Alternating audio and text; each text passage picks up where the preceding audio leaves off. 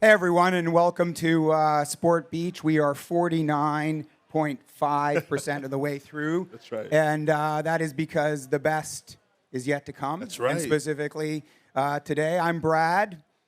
I'm TJ Adeshola, y'all. It's been an incredible week, y'all. We're at the south of France, and many of you all are drinking rosé before noon. That seems like an accomplishment to me.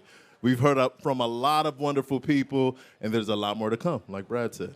Yeah, and we have some unbelievable folks going to join us today that you know them almost by their first names. We have Mello, who's going to be out here a little bit later on, Carmelo Anthony. We have Sheryl Swoopes. We have Scout Bassett. We have a dude who's climbed Everest, only 3 times, Conrad. We also have some unbelievable marketers, Indiana Fever, Milk Pep, Yeti, and more, going to be joining us here over the next hour or so. Look, a lot of you all have your cell phones in your hand, so while you have your cell phone in your hand, do me a favor. Please follow at Stagwell on LinkedIn, on Twitter, on Instagram, at Stagwell Global, please. The first panel we're totally stoked about. At Gale and CPB, we do a lot of work with female sports across the board, doing some work with H&R Block on Fair Shot, where we highlight name, image, and likeness rights of NCAA players and the complexity of tax, and on Milk Pep, where we do a lot of work around 26.2, encouraging encouraging females to perform and run marathons. And on our first panel coming up here, we have 4 unbelievable folks. So if I can welcome up to the stage here, Sheryl, Yin, Scout, and Allison, and turn it over to you all. Come on up. Clap it up, clap it up. Yeah.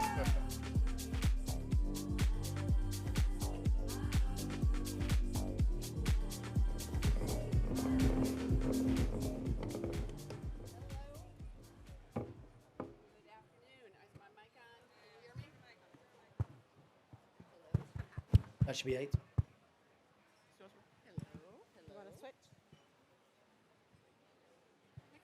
Hello. When we were backstage, Sheryl said, we're the first panel. We have to bring the energy. We can't even bring the volume. Good morning. Good afternoon. Hello. Thanks, everybody, for being here. I'm thrilled to be joined by some amazing female athletes and leaders. And so let me start by asking you to each introduce yourself. Good morning, Sheryl. I will. Good morning. What's up, everybody? Right? I got in last night and was like, no, I need sleep. I'm not as young as I used to be. It's so amazing to be here. But I am Sheryl Swoopes, retired WNBA player, currently working on my nonprofit and a little bit of everything else, and super excited to be here sharing the stage with you young ladies. I'm Rani. I'm the CEO of Milk Pep, which is a company funded by the milk industry in America. Probably best known for the Got Milk print ads that all of you are familiar with. And it's a true honor to be on this stage with everyone here and excited about this topic. We have this saying on our track team where we say, Grand Rising. Anyways, hi everyone. My name is Scout Bassett. I am a Paralympic track and field athlete. I compete in the 100 and 200 meters and super passionate about talking about women athletes with disabilities. Scout, could you please tell them about the record you just broke? I think it was a couple weeks ago. I can't remember. But I broke a regional record in the Americas, so North, Central, and South America in the 200 meters. That is impressive, but stand by just a minute. Tell them how quickly you ran that. The 200 meters. You ran it in what? It was 33.41 seconds. All right. Congratulations. So what was the record? A 34.6. Wow. Yeah, that's real. You go. Congratulations. Well done. So the topic today is why bother investing in women's sports? And when we were chatting earlier, Yin said, well, why not? Why not? So why don't we unpack that together today? Why should you invest your brands in women's sports? Everywhere we've gone this week, we've heard people say, this is the moment for women in sport. And we're going to start with Sheryl. Sheryl was the first player to be signed by the WNBA in 1997. Sheryl's won at every level. She's an Olympian, a wonderful representative for women's sport and for our country. Thank you for that, Sheryl. Tell us, when you got signed by the WNBA, how did it feel for women then? God, you're taking me way back to 1997. I think for me, it was more about opportunity. And I remember saying, finally, right? Like, going to play abroad in Europe is amazing, but for every young girl out there who's had dreams and aspirations of playing professional basketball in the States, it was finally, yes, we have arrived. I remember back in 97 when I signed my first WNBA contract, thinking, like, what's next? Where do we go from here? And although we've grown and, you know, sponsorships and brands have jumped on, I'm going to say jumped on the bandwagon. I will say that. We still have so much more to do, so much farther to go. And with opportunity that's out there for all these young women, I would just say to everybody that's here that's listening, investing in women and giving women that opportunity, female athletes, is probably one of, if not the best thing and the most important thing that you could do for your brand and for us as female athletes. Thank you. And Sheryl, did you think the WNBA would make it? You know, probably like a lot of other people who said we've had league after league after league that we've tried and it didn't last. This one felt different to me. One, because it was the NBA that was backing it initially and even today. But I think for me, I looked at it and said, now it's up to us to go and show what we're made of and what we're capable of. And I love the saying that you control what you can control. And what that was for me and for all of us was getting out there, showing them the product and performing to the best of our ability and at the highest level. And here we are, 27. So my son will be 26. So here we are, 27 years later, and we're still around, we're still thriving, but we still have so much more room for growth. Mm-hmm. Good. What does it mean to you when sponsors come on board? So when you were a player and a sponsor would come alongside your team or the W, what did that mean to you? Well, I mean, it's important. I say this all the time, even today. Opportunities that boys and men have in sports is way greater than what we have as females. And I remember for me, when I signed my first endorsement deal with Nike, like, that was a game changer for me. That was a life changer for me. But I remember feeling like someone saw me and noticed me and recognized my ability and my talent. And it wasn't just about what I could bring on the court, but it was bigger than that. You know, being a woman, being a black woman at that, who could represent a brand such as Nike and be able to talk about the importance of brands like that investing in women, because we're really good at what we do. Like, we're very talented at what we do, but not only are we good on the court, we wear so many different hats. And if you're interested in getting your brand out and showing people the connectivity between your brand and that athlete, female athletes are some of the best that can do that, without a doubt. Yeah, thank you. We saw a presentation yesterday by someone in Spagwell talking about how fans are more likely to buy product if that product supports the women's team and the sport team. So that was great. You know, when you said Nike, Scout, of course that made me think of you and your pursuit. When you started, you had 0 sponsors and couch surfed. Correct. I started Paralympics after college or competing full-time, and I'd worked a job in marketing for a medical device company, and I wanted to go all in on the Paralympics. The problem was there was no sponsors that wanted to partner or were partnering with Paralympic athletes. And just to paint a picture for you all, even to this day, Paralympic athletes don't make any money actually doing their sport. We're not part of a federation or a league that pays us a livable wage. And so I fully rely on sponsors, partnerships, opportunities to be able to make a living doing this and to be a professional athlete. And so at that time, I was living out of my car, on my friends' couches, spare rooms, because there was no money to be made just in running. And so Is it like $300 a month or something like that? You told us? it's $600 a month, yes, as part of the Team USA USOPC stipend. You can't live off of that. And so this is why partnerships and sponsorships are so critical, and we're starting to see that get better. I'd love to see more of that in the space of Paralympics, especially supporting women athletes, because women only make up a third of the participants at the Paralympic Games. And in my sport alone, track and field, we have 51 less medal opportunities. So when you talk about that and you hear those numbers, it's really shocking, but also just shows how much more progress needs to be made. And I truly do believe that if more athletes had the support, there would be more sports, more events, and they would see a real pathway for themselves, these young women. And that's why I'm so passionate about starting our fund, the Scout Bassett Fund, which is directly going to support young women athletes that are on the pursuit of Paralympics. We are helping them to have a pathway to be able to do what I've been able to do, so that they can pursue their dreams in sport too. Yeah, that's great. I want to talk a little bit more about your sponsors. I'm going to read this quote from Citi that they say about you. So one of your sponsors is Citi. We've been proud to support Scout for the past 8 years of her journey. She's been instrumental in helping us grow our parasport partnership internally and externally and provide us with keen insights. Let's unpack that a little bit, because you and I have talked about, so often brands want a athlete as a spokesperson, and they put them on camera to say something that the athlete doesn't believe in or doesn't care about.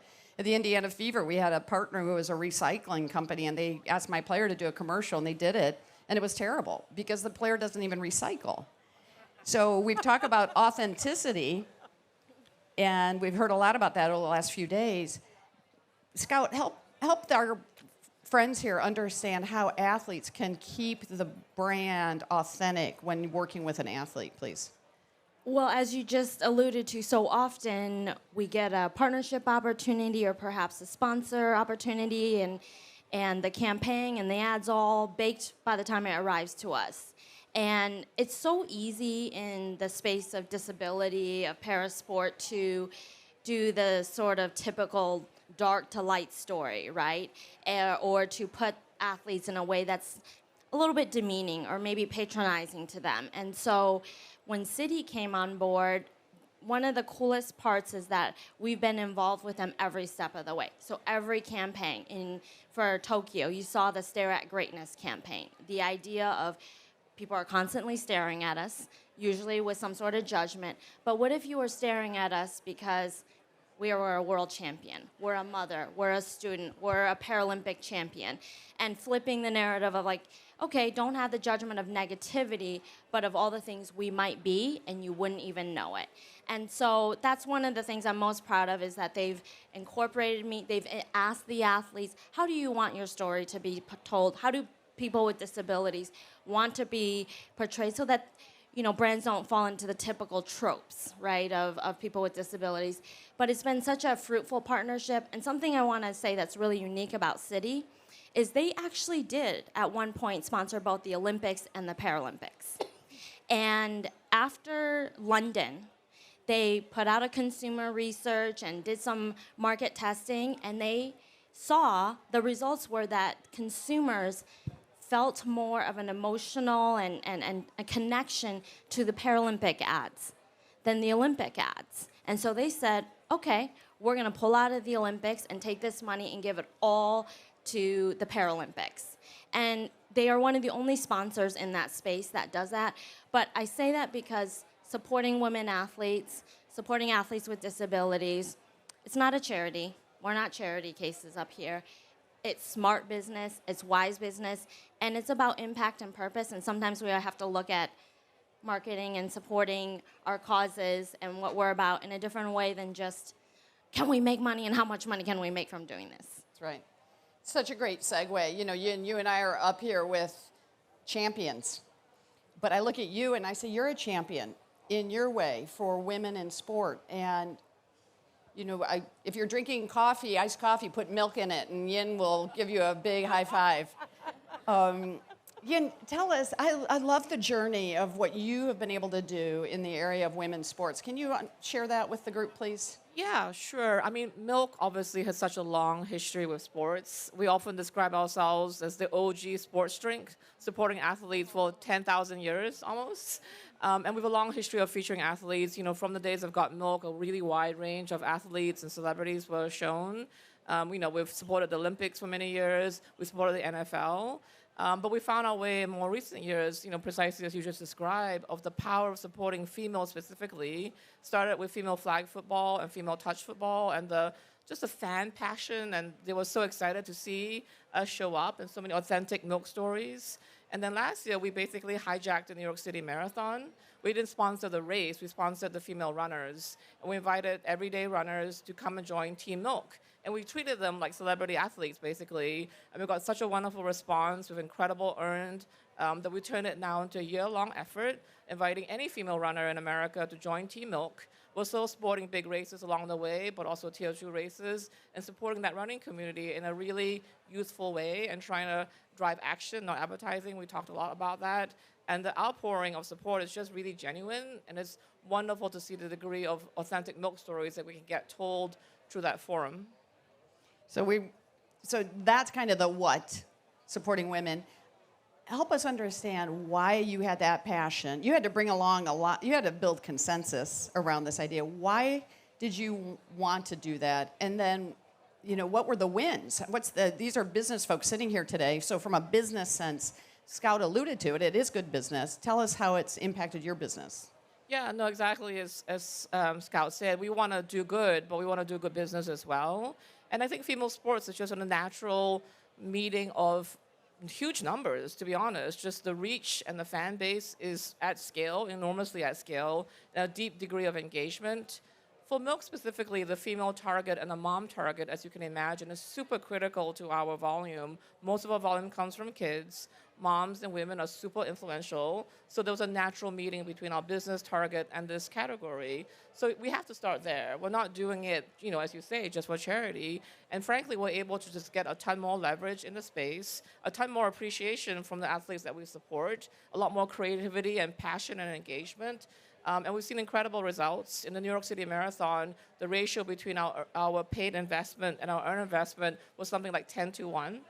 And we have very hot off the press results, like literally 1 day old. We just got our marketing mix results back, and we're driving as much volume through our efforts supporting female athletes as we did in the prior year when we had 2 huge tentpoles of the Olympics and the NFL. Okay, wait. I want to make sure everybody heard that. So this is research from yesterday. Yes, hot off the presses. So we use marketing mix. We measure the number of incremental gallons driven by dollar. So we drove 3 gallons per dollar spent, and the year before we had driven the same amount. But the year before we had a huge investment in the Olympics and the NFL, which were great partners, don't get me wrong. But last year when we supported female athletes and our milk mission, we were able to get the same result with frankly a lot less investment.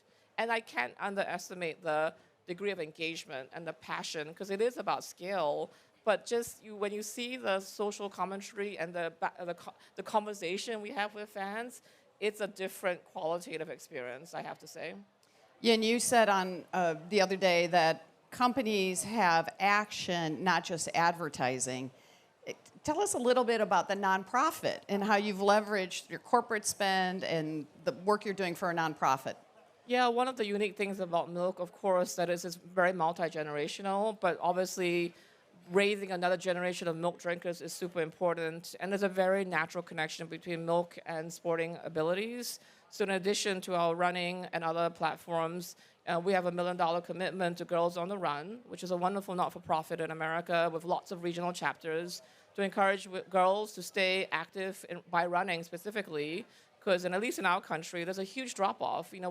Girls fall out of sport, at 8, at 14, at college, and there's just this attrition of girls wanting to stay active for lots of reasons, which makes the commitment of these amazing elite athletes to push through all the barriers to be just as competitive as their male counterparts with a ton less support, a ton less resources. So we're very invested in making sure that next generation of girls can stay in sports, stay active, to feed the pipeline, because it just shouldn't be this hard that people should be able to compete without all these other distractions. And so I have learned a lot in the last few days and in the pre-work of the importance of brand sponsorships for, some amazing athletes. It's been very humbling. Great, thank you. We talk a little bit, Sheryl, about, I'm with the Indiana Fever, one of the 12 WNBA teams. Some of the folks here are sponsors of the W. Some of them are sponsors, partners of the team. And now people are, through the NIL deals, some brands are sponsoring a player, which you've had that experience too. Where do you see the benefits of a player partner versus a team partner league? How has that played out over the last few years, do you think?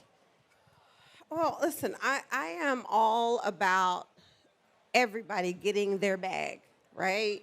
So NIL deals, I think, are great. I won't even get into all of the nuances about that, but I think it's great that opportunity is there now.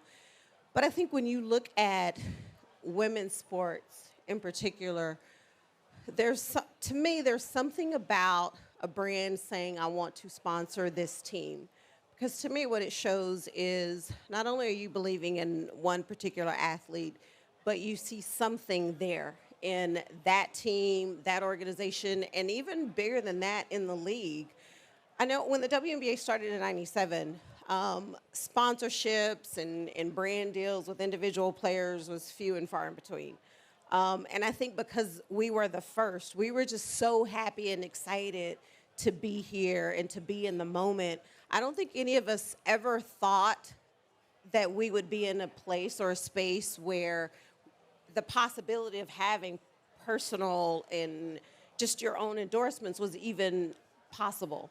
I don't think any of us thought that in 1997. And here we are in 2023, and we're talking about NILs, and we're talking about bigger and better and more brands investing in women. And for me, I think it's only going to continue to get better when I look at what the women's NCAA tournament did this year and the numbers and just individual players showing who they are, what they're capable of, because in the grand scheme, the bigger picture, it's all about what that player is bringing to her team. So to be able to look at and sit here and see all the different brands that are now sponsoring teams and sponsoring the league, like, I look at the W as my baby. So for me to sit here and see all those things happening, it makes me feel good. But at the same time, it makes me say, why did it take so long? Mm-hmm. Investing in women, honestly, is one of the biggest, most important things I feel any company can do when it comes to women.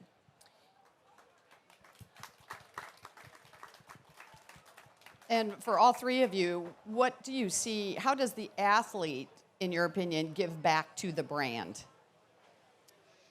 Well, for me, our partnerships are really not about a transaction. They are about transformation. And I'll just use Citi as an example.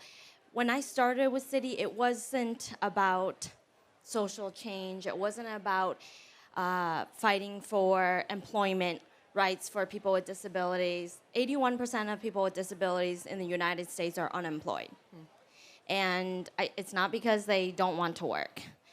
There's a lot of hiring biases that come into practice when people with disabilities apply for jobs. And so initially it was just about sport and Paralympics, but we've really, transformed the partnership to be about action, to be about purpose, impact, and to really change the way globally people with disabilities are treated and viewed. Because right now, we don't have the same rights or opportunities as everybody else. In the U.S., I can legally be paid less than minimum wage for a job because of my disability. And I can't sue the company and say that, that's wrong. And so, when we talk about these partnerships, we're talking about how can we make, this change across cultures and societies where, for so long we've been hidden. And one of the things that I stress a lot about is, for those of you that are in this space or you represent a brand or a company, is that, this idea of diversity and inclusion has been so trendy, right? And I cannot tell you how many times I've seen an ad, I've seen a board, I've seen a campaign, and we've got somebody in all these different categories of diversity and inclusion and not a single person with this disability. So if you say you're really about diversity and inclusion and you don't have a person with a disability as part of that, that is not being inclusive. And 15% of the world's population lives with a permanent disability. That's 1.2 billion people globally. That's not a small group of people. It's not a small consumer niche.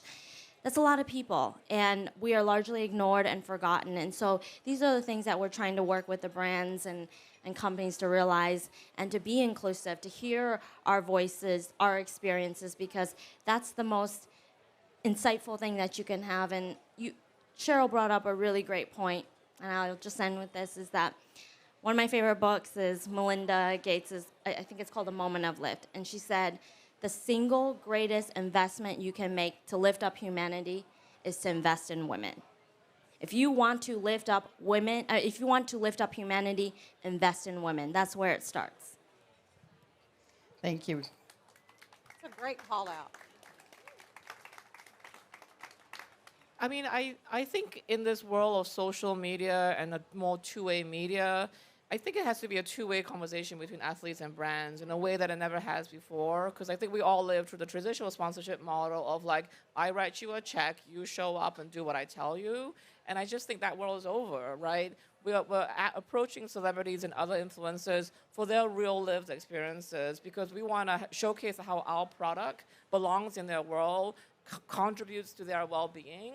And so I think we need to relinquish a little bit of brand control and really trust the athletes and influencers to tell their real life experiences. Some of you might remember when we were an Olympic sponsor, Got Milk did a famous ad where Katie Ledecky, the amazing swimmer, swam across a swimming pool with a cup of chocolate milk balanced on her head. She came up with that all on her own. Like, we didn't script that. We just said, and it was during COVID. She'd been an athlete of ours for a long time, and it was during COVID. So we just said to her team, do something remarkable with milk. And she did that in one take, one swim, and that shows the power of turning over the reins. So I do think it is a two-way street more and more because, we're not hiring models, right? We're hiring real-life people with unique, amazing experiences, incredible competitive drive. So it would be foolish not to tap into them. What do you think, Sheryl? How has that space changed from when you were a first sponsored athlete to today and that two-way give back? I'm just sitting here nodding my head because I totally love everything that they said. I think I agree. It absolutely has to be a two-way street, but the times of when I signed my Nike deal, right, it was, here's a check, you do X amount of appearances for us, and we're good. And to me, when I played, I was like, all right, great. And when I look at, like, being a retired athlete and I look at different brands, my thing is, how can I, as an athlete, make your brand better? Like, to Scout's point, it's not about just writing a check and say, here you go, and I'll call you when I need you. For me, I care about brands that I represent. So I don't want it to be like a one-off, right? I'm more interested in, like, how do I make your brand better, and is it a good fit? And I think lots of times so many athletes get caught up in the transaction, right? And to your point with the fever, recycle, right? I want to be known for making a difference. What am I passionate about? And I think when you look at the W today and where we were back in 1997, I don't think people really truly knew what to expect or what to do. And the one thing I always say is don't assume your brand is not the right brand for me, or I'm not the right person for your brand, because if you never have that conversation, you never know. And the last thing I will say is, as a black woman in this space, and the WNBA being 90% black, give or take, when you talk about diversity, to Scout's point, it's very different, right? She's talking about disability. And I'm talking about, as a black woman in this space, when we're not given the same opportunities, or at least being presented with the same opportunities, to me, there's no way we can not only grow the league and grow the sport, but just growing our knowledge of what it means to be diverse. And women, I know I do, I'll raise my hand, we spend more money than anybody. But I'm just saying, if you look at me and say, my brand is probably not good for her, if you don't have that conversation with me and understand what my passions are and how I feel we connect and I can make your brand better, we're never going to grow this game. We're never going to grow just what it really truly means to be a female athlete in this space. And it's hard, like it's tough. And I can only imagine just sitting here listening to Scout, I'm like, damn, like, girl, kudos to you, because like, you, damn, that's all I can say. But this is a great place to be, though, because I think we need to continue to have these conversations if we want to do better and be better. Sounds to me that if a company is sitting here and they're still using the partnership playbook from 2, 3, or 4 years ago, they need to throw it out, because what you're telling us is the players need to be involved in the campaign, and so that it's authentic for the player. Yes, and I will say this, and this is no knock on male athletes, but I've been around the game a lot longer than a whole bunch of other athletes. I just think we're different. As female athletes, you know, we're more nurturing, we're moms, like there's so many hats we wear. And as female athletes, I feel like we take it more personal when we're representing a brand than male athletes. Not to say they don't, but I think a lot of male athletes are about, okay, well, what do you need me to do? Let me do it and I'm done. And I think as a female athlete, we look at the bigger picture, like, yes, this is something I want to do. I'm passionate about it, and you're investing in me, and I want to invest in making your brand bigger and better. It's great. So today what you've heard, why bother investing in women's sports? Number one, because it's a good business model. Yin has proven that to us. 2, it demonstrates your commitment and your passion to diversity and inclusion across the board. And 3, it gives a platform for your brands and your products to have meaningful conversations with athletes who care about what you care about. And so please consider the business model and the investment in supporting women in sport and their teams and their franchises. And most importantly, cheer for Scout as she's trying to make the Olympics. Thank you, everybody. Thank you.